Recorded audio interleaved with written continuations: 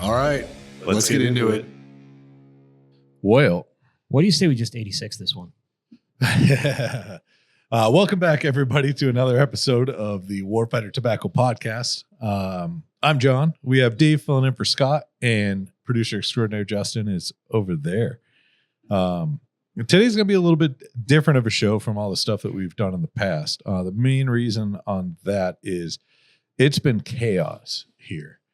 Our social media hasn't shown it at all. It was just regular cadence like normal. In the last 2 weeks, all four of us have been in the same building 3 days. Yeah, I know, right? It's been nuts. Yeah.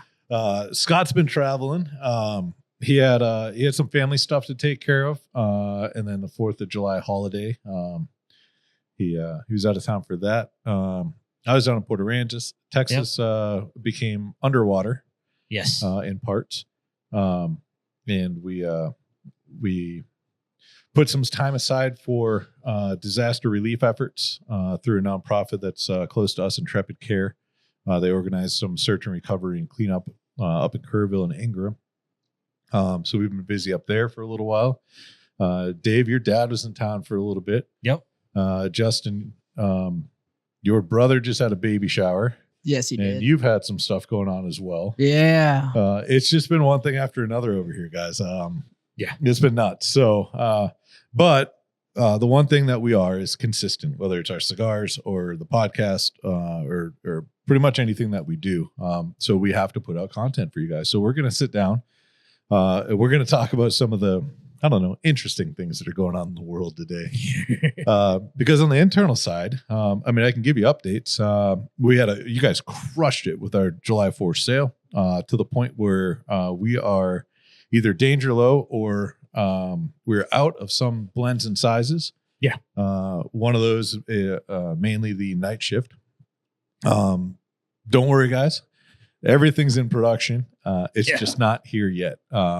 We're trying to get everything up from the factory as fast as we can. But cigars, it's an art. Yes. We have to age things. We have to, there are timelines that we have to maintain. And I can't give you an ETA if you email me or call me. Like I just can't because they are somewhere in the process. Yeah. When they're ready, they'll be shipped. Yeah. We're not going to cut quarters. We're not going to try to slow down. We're not going to try to speed up production and slow down wait times. And put out an inferior product.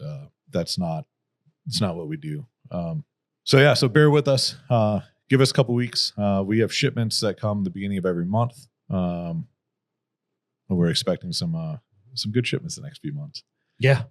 I've got a story that I was excited to bring to the podcast today, but unfortunately when I Googled it, turns out it was fake news, but it's still fun. So we can still talk about it. So there was a major push to bring a new game to casinos. And that game is Uno. There was a massive story that released with Uno coming to casinos, and everybody said that violence charges were about to skyrocket. The skip videos that came of dudes sitting in the casinos, and they were like, I said Uno first. And they even AI generated photos of what the rooms would look like. I guess there was a temporary Uno social club experience at the Palms Casino Resort. Yes. There was a promotional event and not a permanent addition to the casino floor. They even had bowling alleys. I don't know how you play Uno and bowl. Okay, cool, whatever. I'll tell you what, the Uno, that can get heated. Oh God, man. Yes. There's a lot of, if you don't play it that often, you don't know what's actually happening. Yeah. But the way somebody and the card that somebody plays is a direct reflection of their attitude towards you. If you drop that +4, I will slit your throat in your sleep. It's personal. This was a card game. Now we have beef. I have a widely people are either on one side or the other. Can you stack +4s? It depends on how many people there are. Uno has come out and said you cannot. Bullshit. Uno's wrong. Yeah.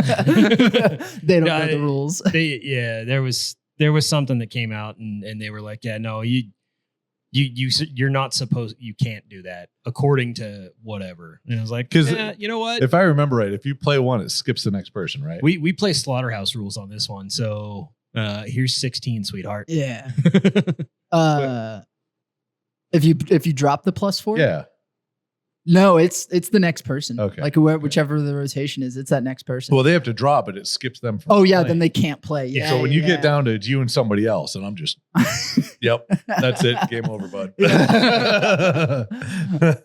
Did y'all ever have in our house? Me and my middle brother were never allowed to play Sorry because multiple times it was like fist to faces while playing Sorry. Like it didn't matter if like I was like, you're the farthest, I'm gonna knock you out. He was just like, no, you're being a fucking asshole. Like we were not allowed to play Sorry. Did y'all have a game like that growing up?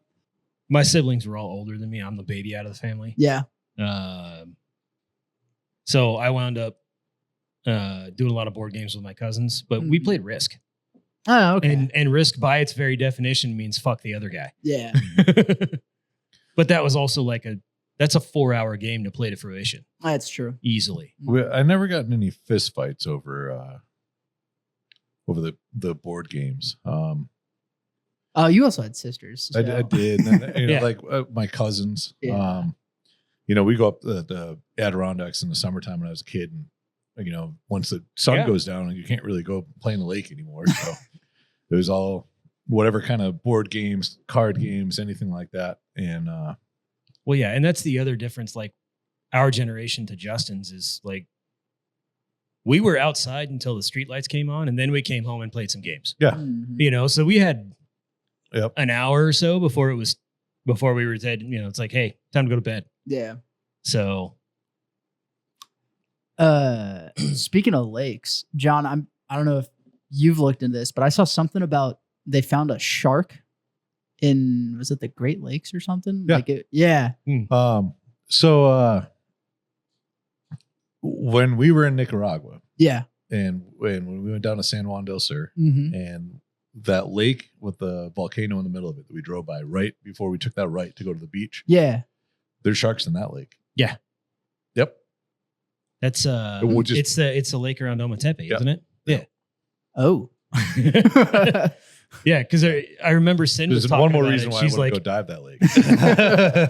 because I remember Sin was talking about it when we stopped over there and saw those guys, and she's like, I hate taking the ferry over to the island because the ferry doesn't exactly look safe, and there's sharks in that lake. Yeah. I just Googled a quick Google about sharks in the Great Lakes. I'm not seeing any big recent articles. A lot of the times when there's reports of a shark in a lake, what happens is there's a handful of sharks that can kind of live in brackish waters, like half fresh, half salt. And bull sharks are one of them, and they'll swim upriver looking for food or whatever. They're just bored, That's common in the Delta down in Mississippi.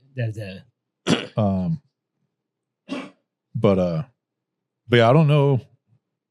So I'm supposed to go to Michigan in August and teach a group of Purple Heart recipients how to scuba dive. Hell yeah. We're doing it with NOAA, NOAA, and we're going to be doing some wreck dives up in the lakes. Or I don't even know what wrecks we're doing. I'll find out tomorrow. But so I was hoping that there were they're sharks. I'm like, like, oh, that'd be fun. Yeah. I love diving with sharks. It's fun. I mean, you have to respect them. Obviously, they're fucking sharks. Yeah. Well, yeah. But it's just so cool. Like I don't know. It's like anytime you're around an apex predator, whether on land, sea, doesn't matter what it is.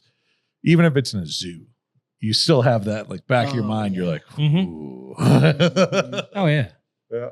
Like going to Henry Dorley up in Omaha, and the big cat exhibit, and they've got them behind glass, but you see them, they'll like walk up to the glass and walk by. Yep. And they'll pace next to you, and they'll just be watching you as they walk, and it's just like, yeah, if this glass wasn't here. Yeah. Seriously. Yeah. Yeah. No. But no, I'm not finding anything that. I mean, there's probably just reports of sharks that are up in the Great Lakes. Yeah, It'd be interesting because that's a haul even for a hybrid, Yeah. Like down in the Delta, the bull sharks coming up in the Delta, they'll come up, 10, 15 miles up the Delta. But I mean, that's 100+ miles of brackish to come through. Yeah. I fucking hate. I hate when you click on an article and it's like, and it's just a paywall. Yeah. And how are you still alive? I have free access to information everywhere. And you want a 99-cent paywall so I look at your newspaper? Yeah. I'm all set. Said New York Times. Detroit Free Press. Go fuck yourself. Yep. You shouldn't have a paywall if the word free is in your name. Yeah. That's valid. I'm just throwing that out there. Yeah, I'm not seeing any actually. The reason I want to look at that article is they were saying it wasn't possible. And I'm like, Yeah. I mean, actually, I don't know where I saw that. It was probably some Instagram post. Well, It was probably yeah. bullshit, but I mean, there was, how far inland was the bull shark in Chesapeake in the early 1900s? I mean, they've made it Because like 1,000 miles up the Amazon River. yeah, Like there's reports of them in places where you're like, what the, yeah, Oh yeah, yeah. because they were saying like there was some time, I want to say it was 05 or 06, 1905, 1906. There was a bull shark that was attacking people in New England. Yeah. So because it came up through a tributary. I can't even find like this is a positive confirmation that we've had them here. John, you got a hunt coming up this weekend or tomorrow, I guess. Heck, No, at it's- time of recording. Let me just add that onto the things that we got going on. I know Yeah. you've got so much free time. Yeah, we got a veteran hunt this weekend. We're taking 2 guys out to do a pig hunt up in the hill country. It's actually probably, I don't know, 40 miles or so from Kerrville where all the floods were. Oh, They didn't get affected. They were well away from the river. Mm-hmm. But it's a beautiful ranch out there. And I guess they got some Russian hybrids Russian hybrid boars that we're going to try to go after. ooh. All right. So we'll see about that. That's always fun. They sent some pictures in there. Let me see if I can send them to you. So we can get them Yeah. on the screen. Oh, what group chat was that? I am in so many group chats right now. It's not even. It's insane. Okay, I got one I can send you. So do you have a shot at getting a new personal best for a pig? I potentially have getting a new hybrid species. Oh. I've never gotten a Russian hybrid before. I've seen them, Oh my! but they're quick. goodness. Yeah, it's kind of like I don't know. It's kind of scary looking. All right. The other ones, there's a whole bunch of like they're ones that have been already harvested, so I don't want to put those up on the screen. And we probably would Almost- show those.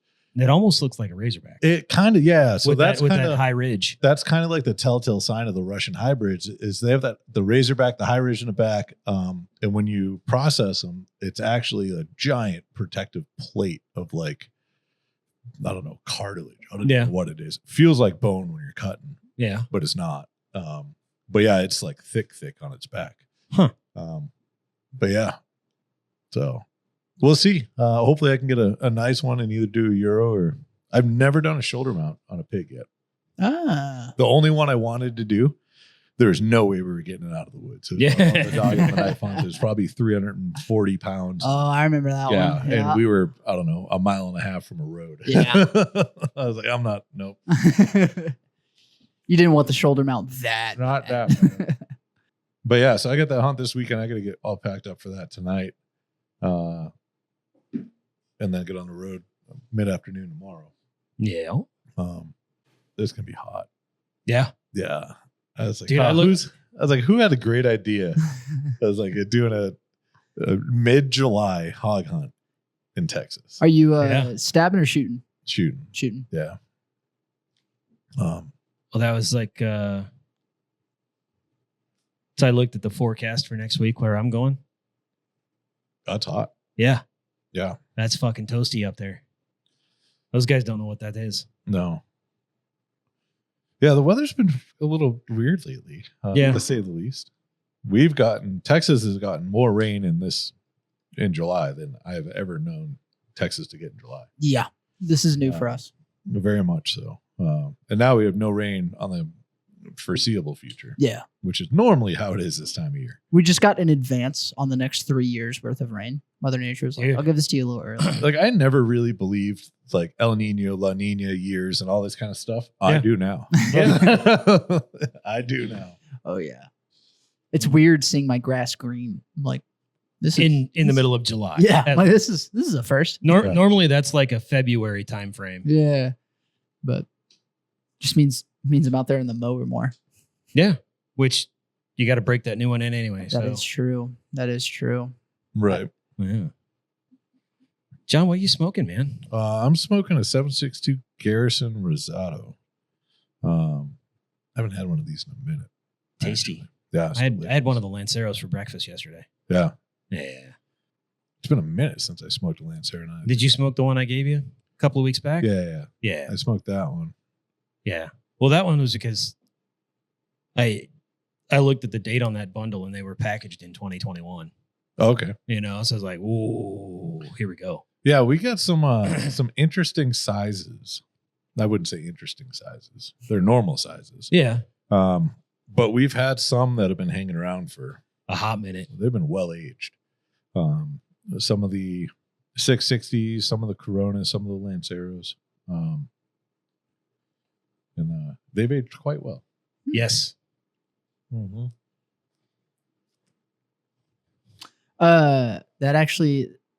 That reminds me, we got I think it was an email a few weeks back. Someone wanted to ask a question about the podcast on why I do not smoke a cigar during the show. Oh, yeah, let's talk about that because that's really funny. It's not because I don't want to. Yeah. But my right hand stays on the switcher that goes from John to Dave to me, back to John, back to me, back to Dave, back to me, back to John. And that's my smoking hand. My left hand most of the time is free, but once something needs to be Googled and searched up, then both hands are busy. And I've tried before. I have tried. I get maybe half an inch through the cigar and then it's out and I got to relight it. And then after like the third relight, I just give up. So it is not because I don't want to. It's just my hands are a little occupied. I got to get little foot pedals for the cameras. That's what I need to do. Like guitars. Yeah. Just got to wire some foot pedals. We're gonna move that. We're gonna move the producer cam back about 6 feet so they can see, and it's just gonna be Dustin. It's gonna be like the one man band who's pulling strings and stuff. Oh yeah, I've got both hands actively producing right now, and I still fuck shit up. So as soon as there's also a cigar in my hand, yeah, but that's what the post is for. You know, we should do. We did. I was on Cigars Daily on their YouTube live, and this was I don't even know a couple of years ago now. And every once in a while, Tim comes up with some pretty interesting things that he gets us to do. And on this one, we had to put together Legos. We each had a Lego kit, but we had to light a cigar. We had to put the cigar in our mouth. Yes, and we couldn't take the cigar out of our mouth, and I think we had to see how long we could get the Legos put together in like 60 seconds. You were wearing your hat. It was just I just had I had a cloud hanging out underneath the brim of my hat. I think I had drool going halfway down the cigar. Like it was. So maybe we should do a producer challenge. The camera's just gonna like not change. You're just gonna hear a bunch of motherfucker, goddamn shit. Yeah, I'm game. I fucking love Legos, so I'm 100% down.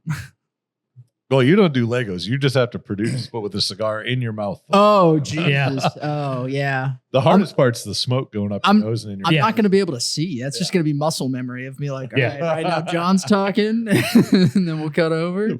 See, we'll wait till he's blind and we're all switched chairs. Yeah. I've definitely gotten like I get like too lost in the conversation that's happening, and I look down and I realize it's just been on the one person that hasn't been talking for the last minute. I'm just like, oh, whoops. Just 45 seconds of Dave. It's definitely happened before, but we've gotten some really good interaction over the last few episodes. People really enjoyed the ayahuasca show with Mikey. I was going to say, really we've cool. had some pretty good episodes lately. Yeah. Too, so there's that. And then Big Tony Gomez got a warm welcome, which was very cool. Excited for him to be joining the crew. He's already out there crushing it. Yeah. Yep. But yeah, the podcast is it's getting to the people. That's what we want. So we appreciate it. If you like the shows, or if this is your first time listening, hit subscribe, watch a few more, find out if you like it. Yeah. Go back to some of the earlier episodes. We go through a lot of informational type stuff. And then, I mean, it's still a constant thing. If you guys have any questions, whether it's cigar related or not, let us know. If it's even remotely appropriate, we'll address it. And if it's not, we'll still address it. But yeah, I mean, it's one of the hardest things to do when you're doing podcasts is trying to figure out what listeners want to hear. Because you don't get to interact with every single one of them. And the majority, like myself, when I listen to a podcast, whether it's good or bad, I don't do anything. I don't like it. I don't leave a review. I don't comment. Yeah. I'm of the age that the comment section on the internet is just someplace you stay out of. I don't do it often, but there is one page that I'm following solely for the comment section. I won't say why, but I will say it's T-Rex Arms. Oh, and that comment section. Oh, man. Yeah. Yeah. There's a lot of drama going in the firearm military world, social media world. Well, that's the thing. Like there's two communities that are actively in a race against each other on how fast they can eat their own. And it's the 2A and the vets. Yeah. Like the minute you put a foot wrong, all hell breaks loose. Yeah. So, and it makes for some entertaining viewing, but 100%. On the same token, it's like,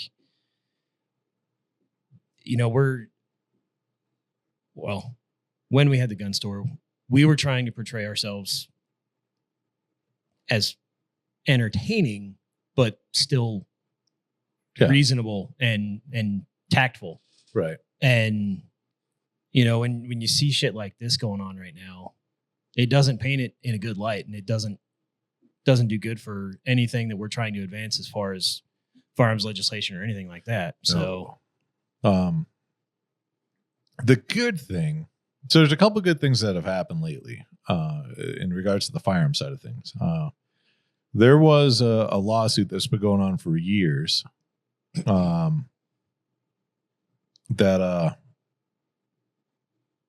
between a company called Half Breed Triggers in the ATF. And Half Breed made a trigger called the Forced Reset Trigger, the FRT. And it allowed you to shoot very fast. Yes. The recoil of the firearm forced the trigger to reset. And then as it came back into battery and in position, your finger was on the trigger and it would fire a second round. And it works actually pretty well. Somebody in the ATF decided that was considered a machine gun. So they went to court. Long and the short of that story is FRT won, and that trigger is not a machine gun. And so you can purchase them if you'd like. Yeah. Now, anytime that you do that to a firearm, whether it's a bump stock or a trigger of that some sort or whatnot, you no longer have control of your accuracy. That's yeah. It goes bang, and it goes bang fast and often. But you're not like, oh, I'm going to shoot a group. Bang, bang, bang. No, it's everywhere. Yeah. So now don't get me wrong. I own an FRT trigger. Machine guns weren't made for accuracy. No. They were volume by accuracy by volume. Yeah. I own an FRT trigger. Yeah. It may or may not have been lost while these lawsuits were going on, but I found it again once everything got cleared. I still have not put it in a firearm. But yeah, I mean, it's just, that's one of those little fun factor things. Like if I'm at a range and I feel like dumping ammunition. Yeah. I'll go install the Yeah. trigger and go from there. Another cool thing that happened is the $200 tax requirement for NFA items has been deferred. So starting, I think next year, right? 2026, I think. I think January 1, 2026. You're no longer required to pay the $200 transfer tax, but you still are required to do the entire rest of the process. So I don't know too much of the details in regards to that, as it was in about 1,000-page bill, and the way my schedule has been lately, I did not read that. I was able to track down the specific couple of pages. Yeah. And I sent them to our buddy up in Nebraska. Yeah. Let him look over it and Yeah. see what his thought was. Cool. And I've got it. Yeah. It's basically that's what it really boils down to, is they've amended the language to remove the $200 tax. But the process is still the same. So essentially the illegal registry is still the same. So so now it opens up some interesting theatrics, for lack of better words, in the courts that are going to be coming. Because if there's no tax on it, then it is just a firearm registry, which is not legal in this country. Exactly. So it'll be interesting to see. There's a lot of I think of Firearms groups. Firearms Policy Coalition's already spun up on stuff like that. There's a bunch of groups that are all they do is generate funds and fight against quote unquote gun laws that are on the books. It's very similar to what CRA does for the tobacco industry, for the cigar side of things, or PCA. But any of the organizations that go to DC that try to make sure we can still enjoy the stuff that we're enjoying. The firearms industry has the same stuff. Yeah. Now it's a little bit larger scale than cigars. Yeah. Well, I'd be curious, like what the ratio is. Like how. I'd like to know how our activism ratio stacks up against the activism ratio for the 2A community. I'd like to know the dollar difference in fund generation. Yeah, because I guarantee you the firearm industry is generating 100 times more funds than the cigar industry. Yeah, it's just a bigger industry. Yeah, well, they've got a bigger base to draw from. Yeah. So. But yeah, and I don't know. I think we talked about it before on the show. The difference between the SHOT Show, which is the firearm industry trade show in Vegas, versus the PCA, the cigar trade show. The cigar trade show, when we did it at the Sands, it took up half of one hall on one floor of the Sands Convention Center. When SHOT Show shows up, they actually built another, I think 200,000 square feet of area and a bridge walking across because they ran out of space. They filled the entire Sands Convention Center. And then I think that's over 1 million square feet. They have outdoor areas as well now too. So it's just bonkers. It's big. There's a lot of people. I think it was 7 or 8 years ago when we were still up in Nebraska. You did the math with like the number of booths that were listed. Oh yeah. And you were like, you could spend 13 seconds at each booth. I think it was. I think it came out to, and this now, mind you, this was however many years ago that was, 7, 8 years. And today versus then, everything's changed. Attendance, number of vendors, the whole nine. Yeah. At that time, 8 years ago, there was 13 and a half miles of aisles that you could walk up and down. And if you tried to speak with every single person that had a booth on that show, from the day, it was a 4-day show, from the minute it opened on the first day to the minute it closed on the last day, I think you had something like 34 seconds with each booth. And that was open to close. And that was a hit every single booth that was there. And so it's like, hi, my name's John. I have a gun store. What do you do? Oh, you sell that? Oh, that's cool. Okay, cool. Thanks. Have a good day. Yeah. Hi, here's your my card. name's John. I have a gun store.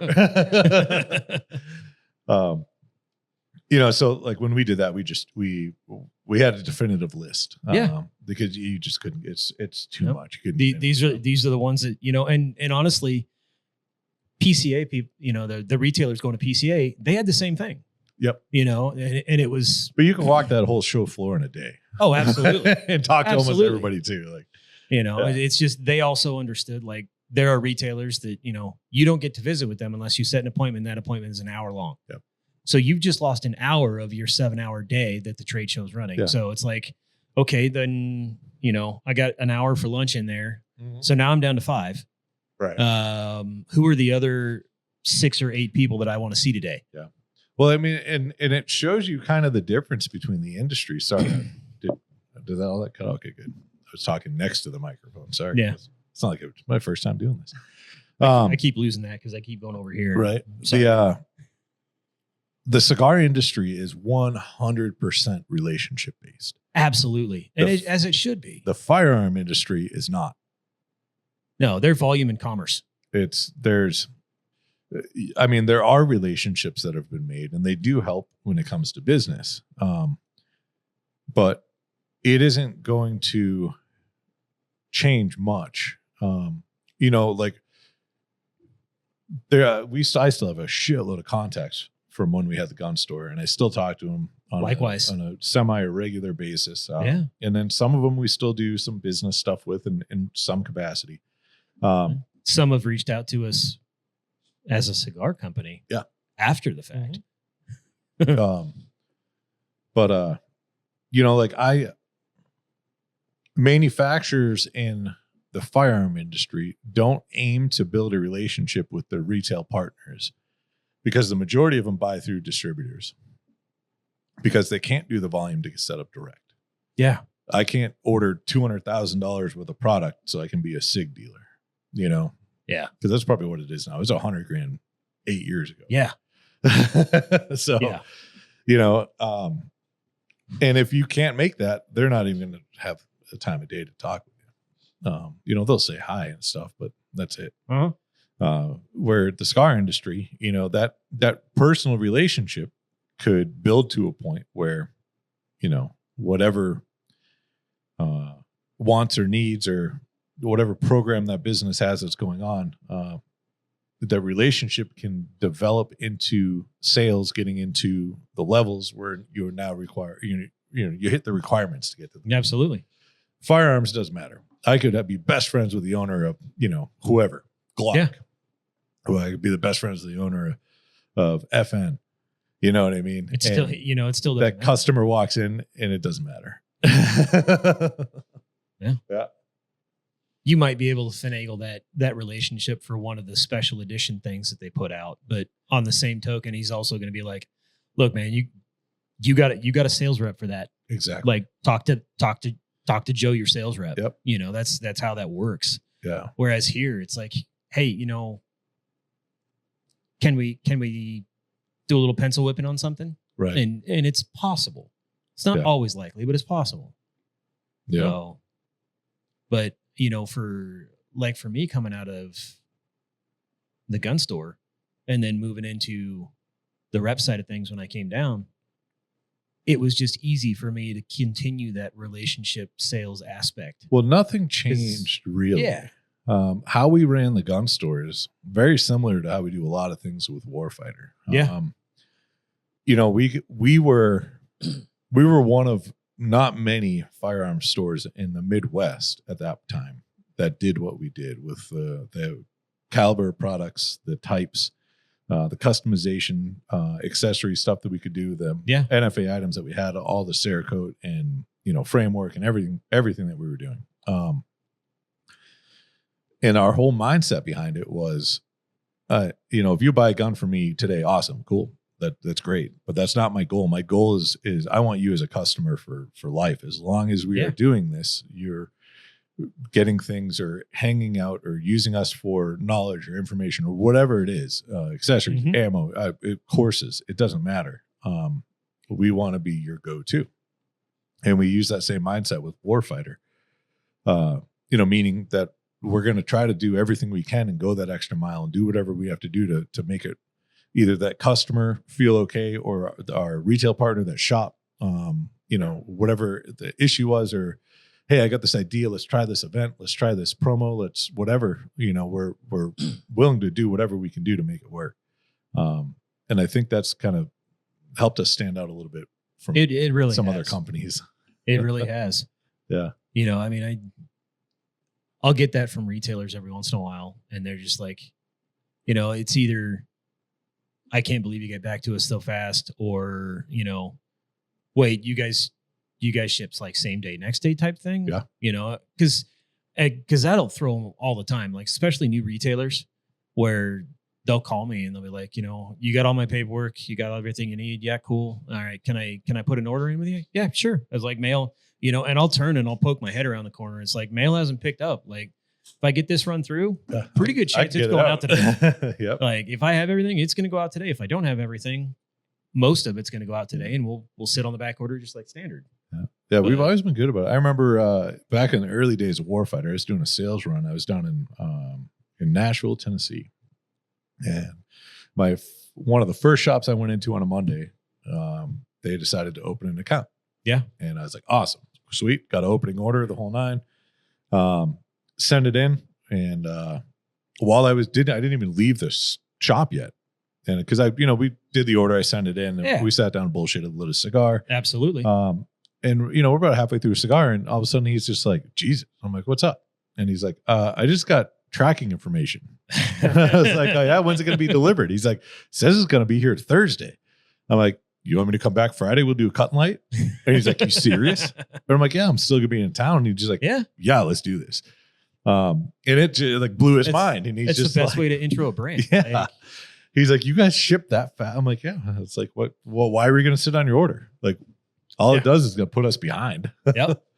Yeah. I talked to a retailer earlier today, and I explained to him, I was like, we have a big footprint online, but we're a small company. You know, there's 4 of us that run this entire shit show. Yeah. And I was like, so, we're Johnny on the spot when we have the opportunity to do it. Yep. So, one thing I do want to speak about before we get long on time here. This article came out a couple weeks ago. And I know internally we talked about it, but I think we have the right crew to talk about it on here real quick. Scott would be great to talk about too. Nicaragua decided we have too many people dying in automobile accidents and automobile related deaths.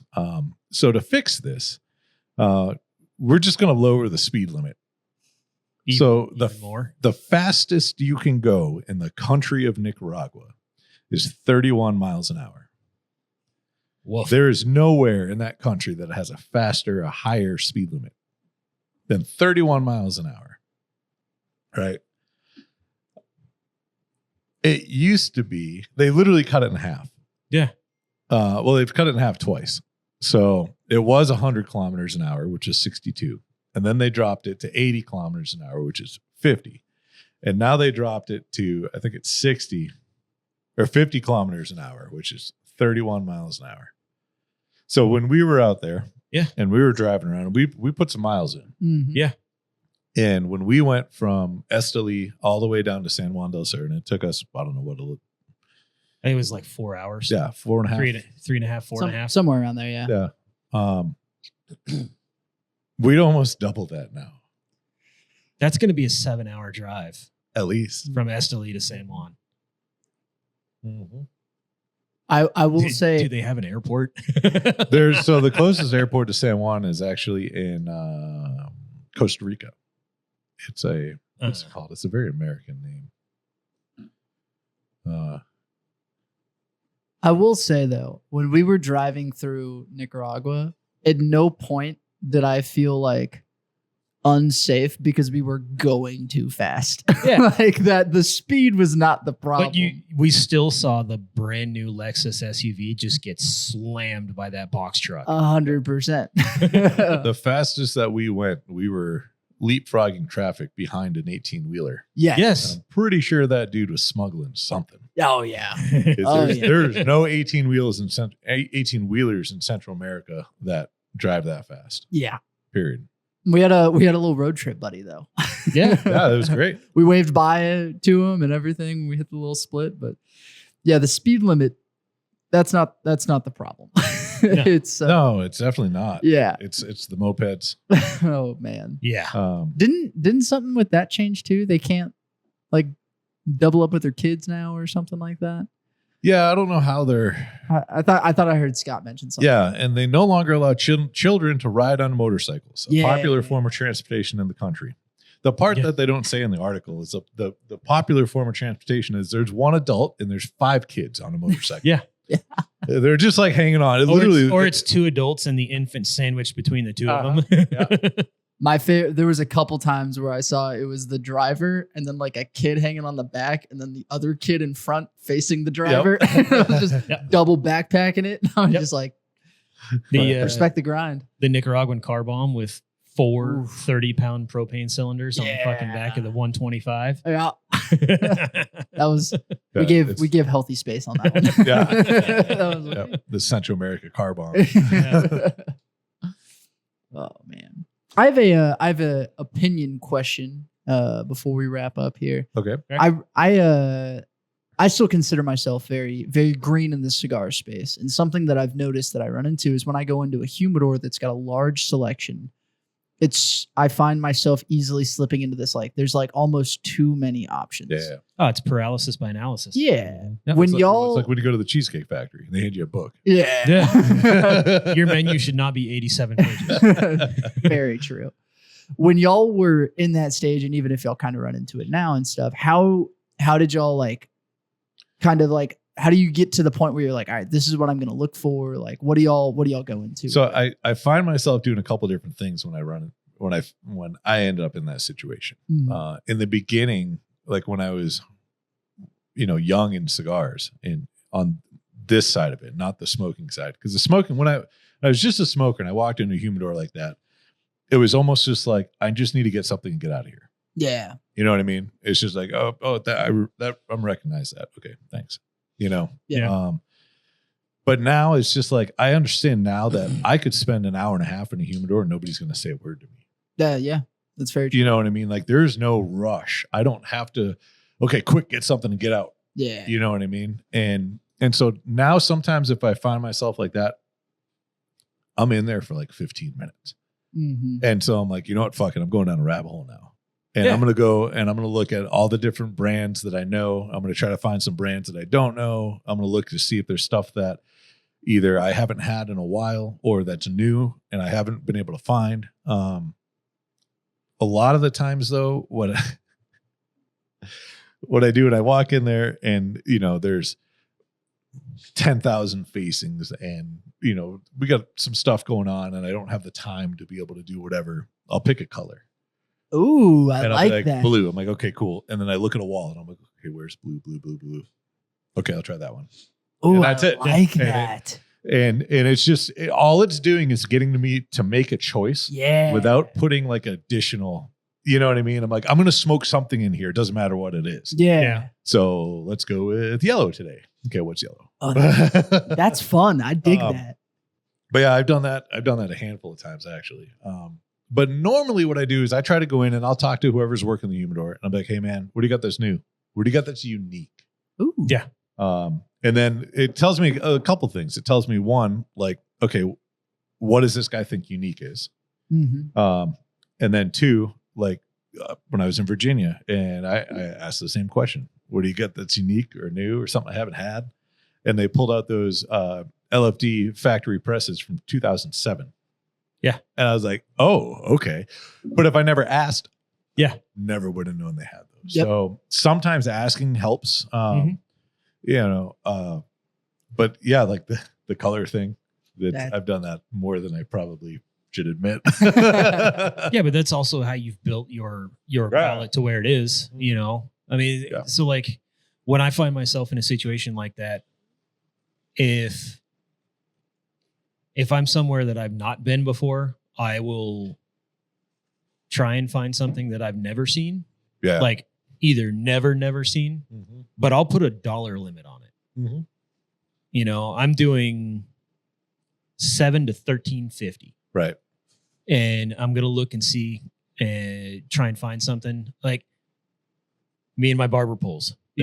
I like barber poles. Yep. I don't like all of them. Yep.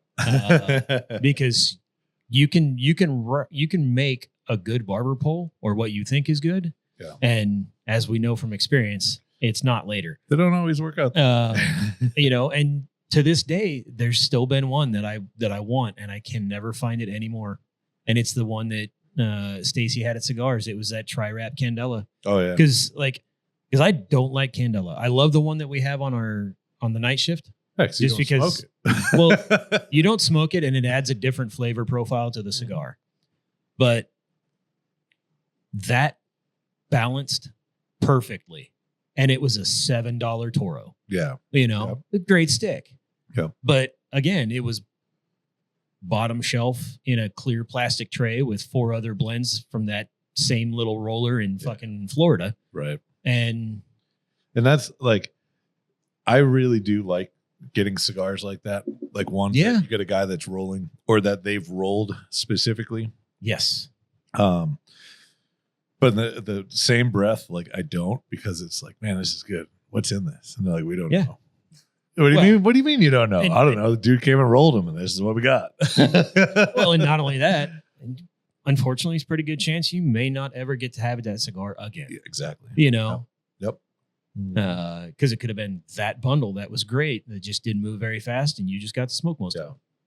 So, like I know we've talked about it in the past about us going to learn the ins and outs of the rolling, the production level, not just like, hey, yeah, I can do one. Like, no, I need to be able to sit down and knock out 20 right now. Yeah. You want a cigar? Give me 8 minutes. Yeah, exactly. But I've always kicked it around of like, okay, so do I just come up with a blend and that's the only thing that I make, or do I just do a bunch of random stuff? Yeah. Obviously it comes down to what we want to store for loose tobacco, but sure. I always thought that having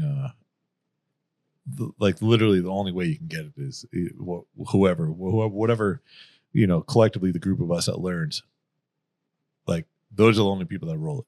You know what I mean? Yeah. Like I thought that would be pretty cool. Yeah. Do you guys think there's such thing as too many hobbies? Yes. I think it's how it's balanced. Yeah. I was ironically talking to my wife about this, and she was like, "You have a ton of hobbies."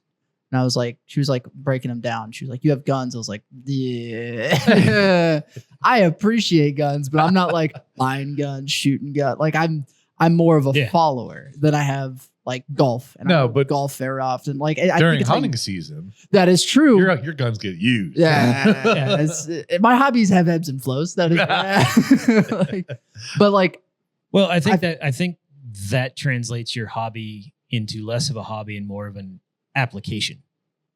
Okay. Because you're fair. In the off season, you're not going out every couple of weeks and shooting. You're breaking them out 2 weeks before you go out for a hunt and just making sure everything still functions the way they're supposed to. Yeah. And that's the same way. Like you guys do that? Usually mine's the night before we go hunting because John set up the zero range. And I give a buddy of mine endless amounts of shit because he loves to play optics roulette and he reloads, and I know exactly who you're talking about. He's notorious for this. Like this, he will see a jug of powder on sale and he'll get it.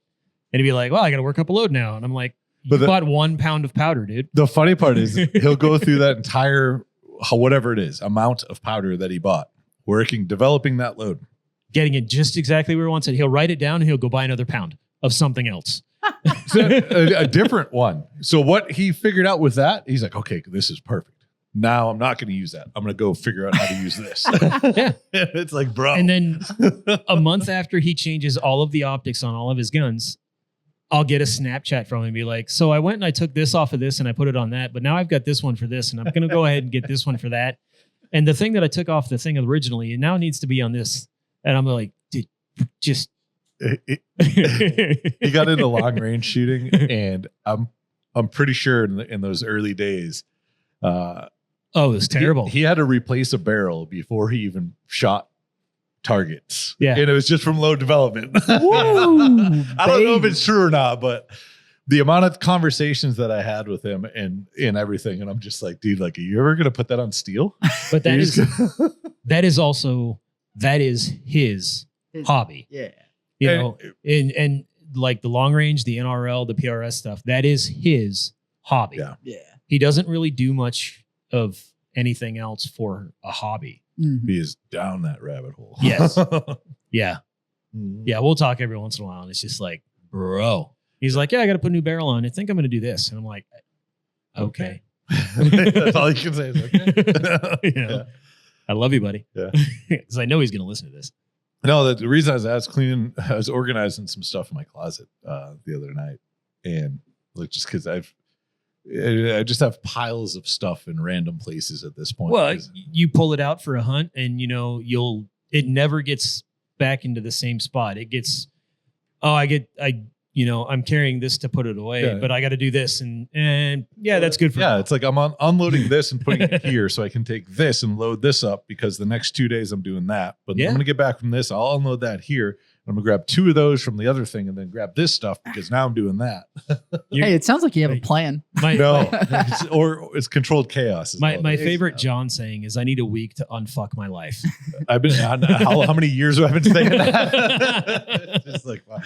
But anyway, I was going through my closet. So I have 2 closets in my bedroom, master bedroom. One of them is Mal's now, and one of them is mine. Yes, it used to be, you have the smaller. It used to be one was for clothes and one was just storage. Like I have a gun safe in one, and mine. Yeah. And so that one with the gun safe that has it's got a big shelving unit and had all my like random pieces and parts for all the different stuff. And now there's a dresser and all clothes and all kinds of shit too. So, but like I have all my scuba shit in there, and then I have all my archery stuff in there, and then I have a lot of firearm stuff in there, and then I have like.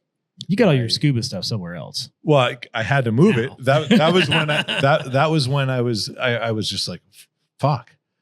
Like I just like maybe I have too many hobbies, you know? Yeah. Sticking 10 pounds of shit in a 5-pound bag. Yeah, it was a limit. Yep. Yeah, but the thing is, like, your hobbies come down to like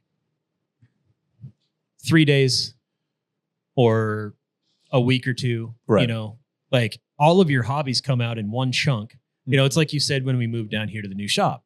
You didn't realize how organized you were until you started moving and everything came out in piles. Yeah. You know, so like your hobbies are a chunk at a time. That's true. So I will say you are probably like you have the most amount of hobbies out of everyone I know, but you're just slowly turning them into jobs. Did it with firearms at the gun store. Yeah. We did it with cigars. Yeah. Yep. Like, yeah. I'm giving it max 6 months before Scuba's on there. Oh, he's already got his instructor. What do you think he's doing next week when he goes up there? When he goes up? So the ultimate end goal in life is to be a snowbird. And I spend the rainy season I spend in the United States. And then the busy season I spend down in the Caribbean diving, teaching, doing whatever. Fuck yeah. Now, will that ever happen? But, you could have goals. Absolutely. As long as you're having fun. Yeah. I don't know if I could do it for full time. Oh, like live down in the Caribbean? Yeah, or just anywhere outside. Yeah. Like, I mean, I probably could, but everywhere has, like in the U.S., we have seasons. And essentially what that comes down to is in the majority of the U.S., we have summer and we have winter. Yeah. Yeah, there's spring and fall, but they play hide and seek. Yeah, but those 1 month segments really don't count. Mm-hmm. Everywhere else that I like to go, you have rainy season and dry season. And when there's rainy season, it's not like it is in the States where it's like, oh yeah, we get some rain in the spring, a little bit in the fall, hurricanes, careful for those.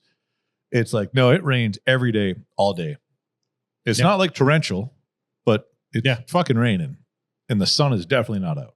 Yeah. You know what I mean? Like that's just it. It's just, it rains. That's the Pacific Northwest. Mm-hmm. It's but that's all it's year 55, 60 degrees, but it rains at least every other day. But yeah, I don't know if I want to, especially like if I'm on an island, I don't know if I want to be stuck inside for 2 months. I feel like you would, like, it would be very similar almost to like you would just like flip flop the the schedules. Like you would, if you lived over there full time, you would just fly back to the States. Yeah, I'd be doing a lot of Constantly. vacations here when Exactly, it's the rainy yeah. season Yeah. there. And you would essentially, when you get to the States, you'd be like, all right, I need to set up a hunt while I'm here. I need to set up like this. And then Right. you'd get all your activities in and then just head back for. But like that's the other thing that I was thinking. Like, okay, so let's say I move out of this country full time. Mm-hmm. What do I do with all my guns? Yeah. You know what I mean? Like, I mean, I know what I would do with them, Yeah. but like, I don't want to just let them live in a safe. yeah. Yeah. Like they get lonely. Well, and you and I have had this conversation multiple times over, cigars. You're not an indoor person. No, I'm So if you're in a place where you'd almost be required to be inside for a certain amount of time, you're That's just like, fucking- no. I mean, I can't do this. Yeah. Like you live in paradise. No, I don't. This is hell. 2 months out of the year, it sucks. Well, that's like people in Texas are like, it's so hot. And I'm like, yeah, for a month and a half, it's really, really hot. And then it's kind of reasonable. Texas summer is like everywhere else is winter. Yeah. You get a little while where it sucks. And then Yep. once you get past it, it's good. The bright side is because it's heat for us, you just get in a body of water and all of a sudden you're like, oh, this is nice again. Like, Yeah, unless your body of water is completely exposed to the sun and then you have bath water for a pool. well, that's what we got. I think it got to 91 last It's- summer. The I was down in Port A a couple of years ago. I think it was 2, maybe 3 years ago now. And my friends down there, their pool. We got off the boat and we are like, getting in the pool. It is so hot today. And we jumped in the pool and it was 96 degrees. And I'm like, this is a hot tub. Lord. That's a I'm like, large it's not- hot I was tub. like, I'm getting out of this and drying up and going in the air conditioning. This is, Yeah. this is insane. It is. Yeah. It is funny though in Texas, like just being in shade. Like one of my favorite feelings is when we're out on the Womack Ranch for like a gator, like the summer gator hunt, Yep. and you're running around. It's hot as shit. You are head to toe soaked in sweat, Yep. and just walking onto like their like screened in patio, and just that 15-degree drop, and you're like, oh, I can breathe again. Oh, all right, we're good. Like. Yeah. But that feeling when you're Yeah. just out there just in the suck and then you just get like a little bit of shade and you're like, oh yeah, all right, this is good. Right. It's so nice. No, I mean, I've always liked being outside, Mhm. but as I get older and I'm paying more and more attention to like how things affect me, like my body needs sunlight. It needs fresh Yeah. air. It needs to be in the dirt. Yes. Like I go through like very weird mental things when I When you get locked inside. when I take that away from Yeah. myself. Mm-hmm. Yeah. Well, I mean, one of the best things that I've done, and Oh, your sauna. well, Is that what you're talking about? that doesn't suck either. Yeah. But I get up 5:30, 5:45, Mm-hmm. 6 o'clock. I'm taking Pixie for a walk. Yep. Getting that immediate outside. Immediate outside, immediate fresh air. Might suck for a few minutes after I get back because wind picked up and kicked up some pollen. But yeah, no, I bought that personal sauna. Yeah. And I got the dry heat version now too. So I can get that thing to 140 degrees. Nice. And it's a dry heat. And it's just it's so nice. Yeah. You rip through that for about 20 minutes and grab a shower, cool shower, and go to bed. Mm-hmm. It's good shit. Yep. So Yeah. We've always used that tagline, get outside and smoke. Yeah. And we've had a couple shops that have been like, why don't you go to your local shop and smoke? And I'm like, oh yeah. I mean, Yeah. Do you have a patio? Yep. I was like, I'm not telling people to not go to their local shops. Yeah. I'm just telling go outside. It's going to help you. Yeah. Like, that's it. Like, I think we did. We talked about that the last time Yeah. I filled in as well, and it's just don't sit at home and do it. Yeah. Go somewhere. So or sit at home, dude. Yeah. Yeah. I do. I think But I'm that outside. is- Yeah. that is the number one thing. Like before I worked at Warfighter, I hadn't gone on like hunts and stuff. And like when I get to go out and just run around with the guys and fucking shoot pictures and fucking Yeah. film, it's so fucking fun. Yeah. Like Yeah. I have definitely developed an appreciation for the outdoors, getting to do that stuff. And it's fucking awesome. Well, that's why, with the nonprofit we work with, Intrepid Care, we don't call it the hunting and fishing side of it. We call it the outdoor side. Yeah. It's, when you break it down on like the therapy side of it, like what it does chemically to the brain, like humans are built to be outside. Yeah. We're not built to be inside. We're not built to be in climate controlled areas. We're not built to be sitting in chairs. Like we're nomadic people that are supposed to be in outside. Like that's it. So, yeah. Well, let's get outside, boys. yeah. Yeah. I was gonna say, speaking of that, we should go. Shall we 86, episode 86? Is it 86? This is episode 86. Oh, Jesus. I almost started a company called the 86th. And it was just going to be a t-shirt line. And we were going to make t-shirts for people that have been 86th from bars. Nice. The hold up of that was it was in the early days of the internet, and I did not know how to code. Yeah. And I wasn't about to hustle t-shirts out of the back of my truck. So I was just like, well, until the internet gets easier, like this is it. Yeah. That'd be a great way to boot somebody from a bar, though, is just throw a t-shirt at them. Like, what size are you? Fuck. Yep. Yeah. But then a chef wear company, a company that makes clothing for chefs, called their company the 86 Clothing Company or something like that. Because 86 means I'm out of something. Yep. Yeah. In the kitchen. So I was like, well, they can keep that. Oh yeah. Well, anyways, guys, on that note, I know we kind of jumped around all over the place today. Thank you for tuning in. Hopefully you made it this far. Where are we? We are in the middle of July. So we got a couple more weeks till our next redacted promo that's going on. This one's going out on August 1st. We do have a cool, funny video that's we're going to be kicking out for that one. And so we'll put out teasers, or not teasers. We'll put out a kind of like a warno. We'll give you a heads up that it's about to happen. And then any 5 cigars purchased on August 1st from 12:01 to 11:59 Central Standard Time, you get one free redacted cigar. If you get 10, you get 2, 15, you get 3, box, you get 4, so on and so forth. We'll automatically add those in, so you don't need to put a code. They won't show up on your packing slip or on your order, but you will get a fancy +1, +2, +3, something handwritten on your packing slip, and that is our checks and balances to make sure that we added that cigar in. We've been doing this for a couple years now, so we're kind of getting the hang of it. Yeah. So you're not going to want to miss that. We do have some cigar events that we have coming up. Yep. I'll be in Orange at War Wagon on the 8th of August. Yep. I think, what are we doing? 6 to 10, I think. Yeah, I think that's what I it don't was. know. I talked to Connor earlier today, and But yeah, stay tuned to our social media. We'll be putting out flyers for all the events that we have coming, and all the fun stuff that we have in the works. We got some really cool cigar projects that I am so excited to get out, but I just can't talk about them yet. But I'm going to tease you on them. We finalized, or didn't really finalize, but we got damn near close on a band design on something today. Yeah, I'm excited. I can't wait for you guys to get access to this stuff. So we're working as fast as we can to get it out. Same with the stuff that we have on back order.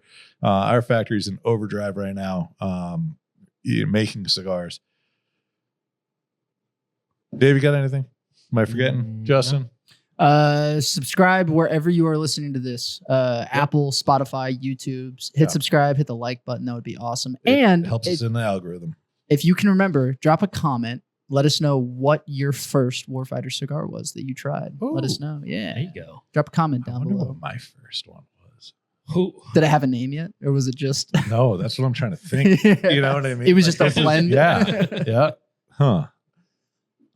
I'll make a note. We'll see if we'll hit Scott on the next episode Yeah. too. See if We'll he try to- remembers. Yeah. Because I mean, you're asking me to think back 10 years. Yeah. Almost 11 if you think about that. When we started R&D, yeah. Yeah. Mhm. Man. Yeah. Go hit the website, grab some Yep. cigars. We'll see you on the 1st, and follow us on social media channels. All that fun stuff. Warfightertobacco.com for all your smoke and treat needs. Other than that, we'll see you guys next week. Mm-hmm.